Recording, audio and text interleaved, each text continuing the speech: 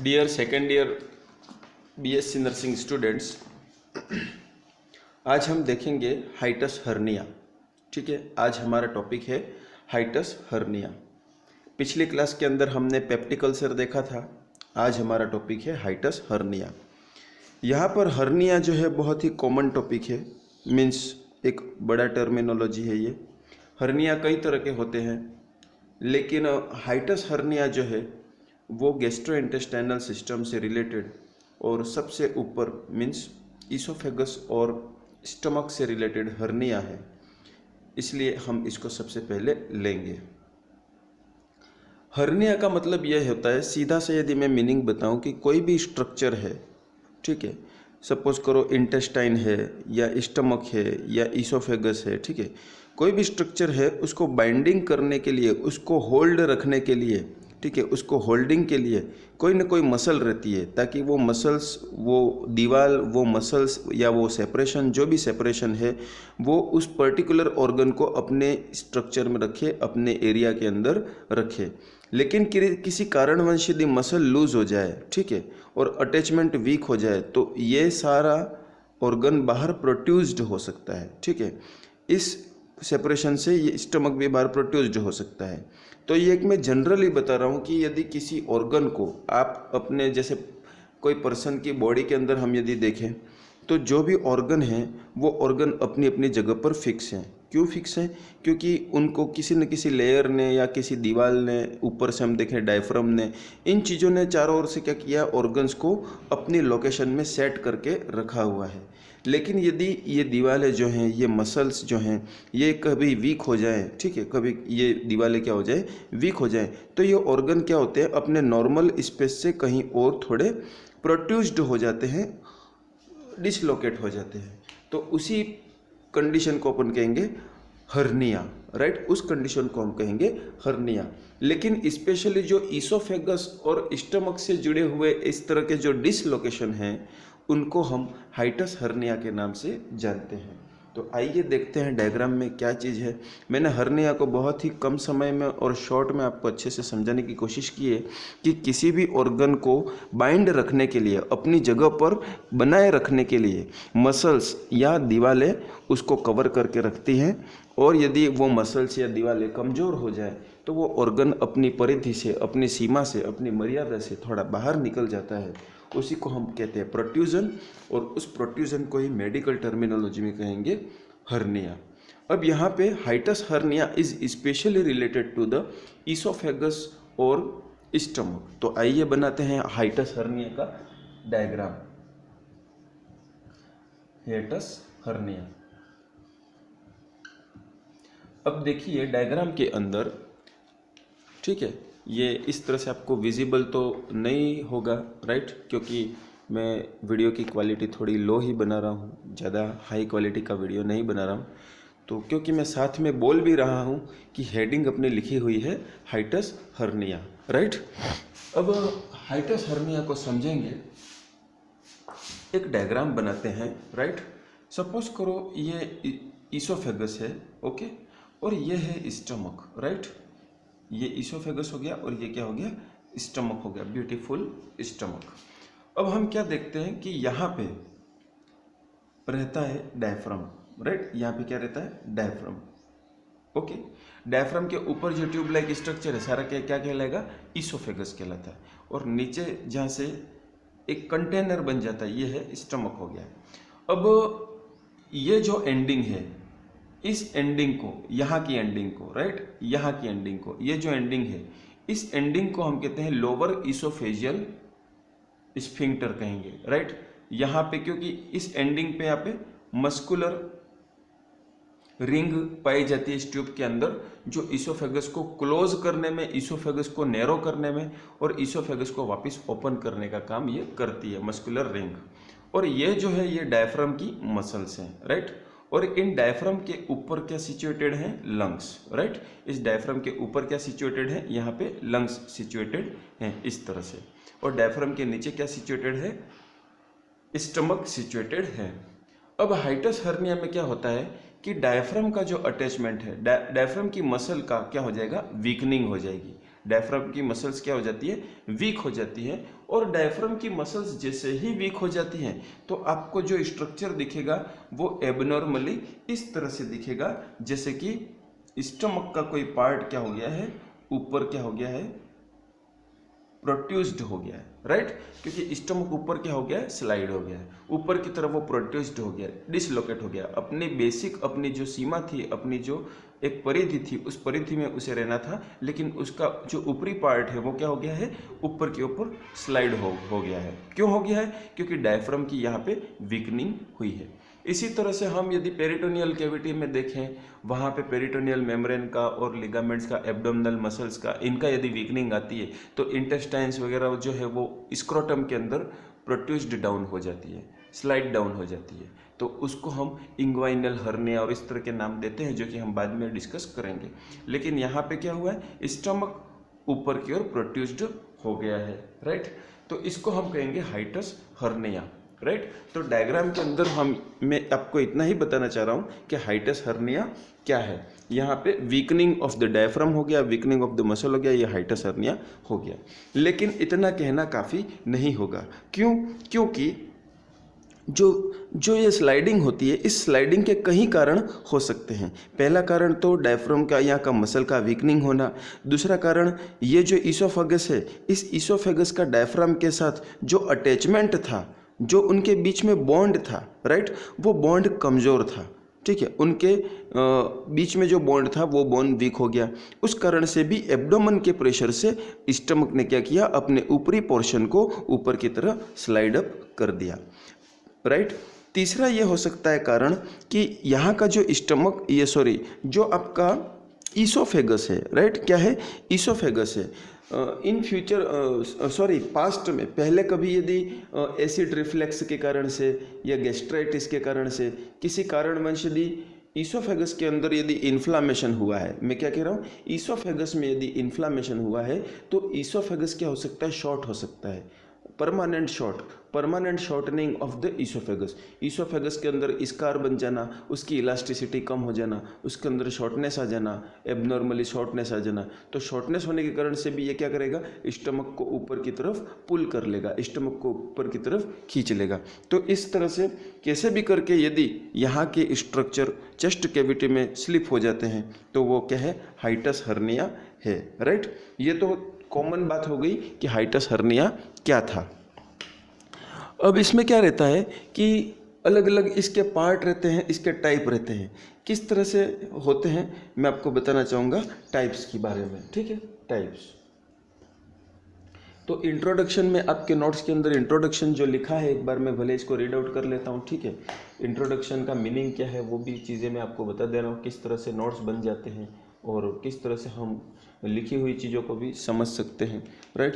तो जो मैंने आपको नोट्स अवेलेबल करवाए हैं उनके इंट्रोडक्शन में कहना चाहूँगा कि hiatus hernia is the one of the more common, right, hiatus hernia is the one of the more common disease of gastrointestinal old age. Specially ये ओल्ड एज के अंदर होती है, गैस्ट्रोइंटेस्टाइनल डिजीज है और मोस्ट कॉमन है, ठीक है। It is the problem of displacement of the portion of stomach through a opening in the diaphragm. मतलब कि ये डिस्प्लेसमेंट ऑफ द स्टमक है, जो कि किसके थ्रू है, डायफ्राम की ओपनिंग के थ्रू ये डिस्प्लेस्ड हो गया है। डायफ्राम के अंदर ओपनिंग है तो ये जो एब्डोमेन का स्ट्रक्चर है वो डायफ्राम की ओपनिंग में से होता हुआ ऊपर चेस्ट की तरफ इसका पोर्शन क्या हो गया है, डिस्प्लेस हो गया है अपनी जगह से। इसका स्टमक का जो पोर्शन है वो अपनी जगह से डिस्प्लेस होकर ये डायफ्राम की ओपनिंग में से होता हुआ ये चेस्ट के अंदर आ गया है, right. Through which the oesophagus passes from the chest to the abdominal cavity, ठीक है। मतलब कि जो यहाँ पे ईसोफेगस है, राइट, ईसोफेगस जो कि चेस्ट से एब्डोमिनल कैविटी की तरफ पास होता है, उसमें भी डिफेक्ट होने के कारण से ये होता है, ठीक है। डायफ्राम के ओपनिंग, जिस ओपनिंग में से ईसोफेगस एब्डोमेन कैविटी में आता है, उस डायफ्राम की ओपनिंग में स्टमक है वो ऊपर की तरफ पुल हो जाता है। ये इसका मीनिंग है। आगे बढ़ेंगे। The oesophagus Passage through an opening in the diaphragm called the hiatus ठीक है, मतलब कि डायफ्राम के अंदर जो ओपनिंग, मैंने जो डायफ्राम बनाया था ये डायफ्राम बन गया, राइट, और डायफ्राम बना था और इसके बीच में से ओपनिंग होती है जो ईसोफेगस आता है। तो ये जो ओपनिंग है, इस ओपनिंग को अपन हाइटस कहते हैं, ठीक।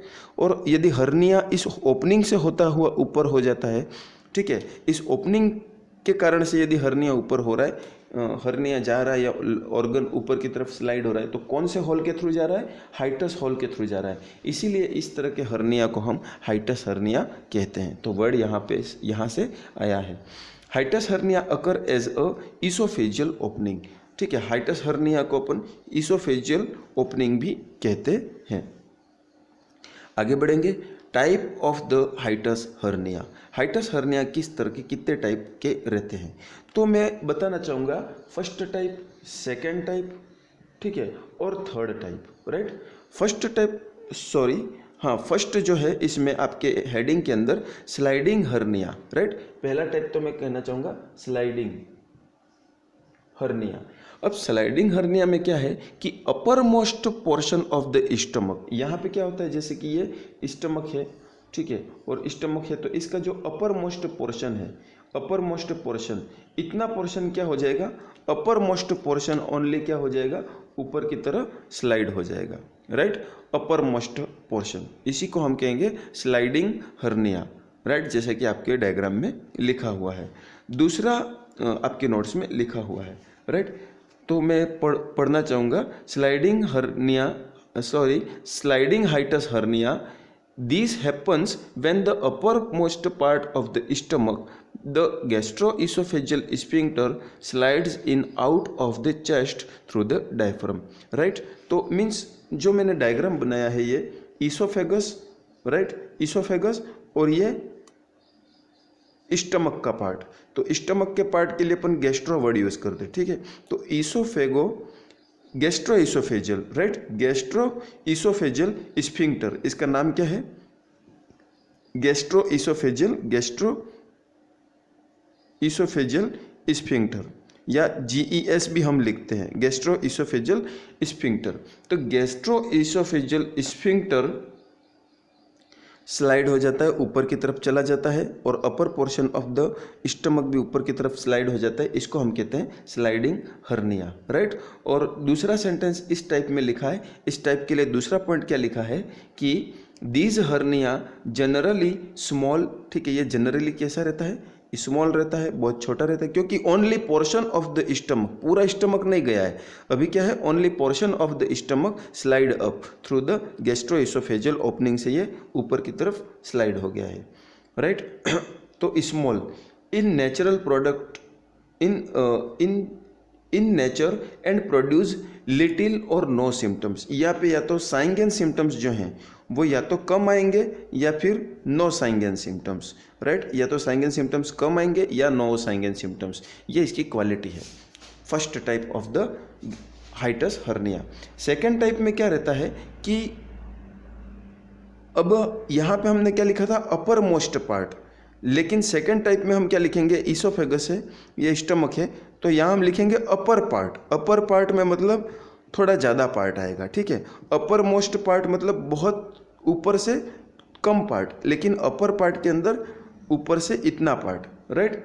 ये इसका दोनों का डिफरेंस है, दोनों के बीच में। तो इसको हम कहेंगे, इसके लिए क्या सेंटेंस है, it occurs when upper part of the stomach remain inside. Upper part of the stomach जो है ये तो अंदर की तरफ ही रहेगा, राइट। इसमें क्या हो रहा है, अपर मोस्ट पार्ट जो है ऊपर स्लाइड हो रहा है, लेकिन इसके अंदर अपर पार्ट रिमेन इनसाइड, ये तो क्या रहेगा, इनसाइड ही रिमेन रहेगा, नीचे की तरफ ये रहेगा, राइट। ये किसकी तरफ रहेगा, नीचे की तरफ ही रहेगा। But a variety of hernia is also very serious common and only few symptoms, ठीक है। तो यहाँ पे बस आपको इतना बताना है कि जो upper part of the stomach है वो नीचे की तरफ रहता है, लेकिन गैस्ट्रोएसोफेजियल स्फिंक्टर जो है वो ऊपर स्लाइड हो जाता है, तो इसको हम कहेंगे फिक्स्ड हाइटस हर्निया। और थर्ड है complicated hiatus hernia, right. Complicated hiatus hernia में क्या है, this is the most complex from the most complex form of hiatus hernia.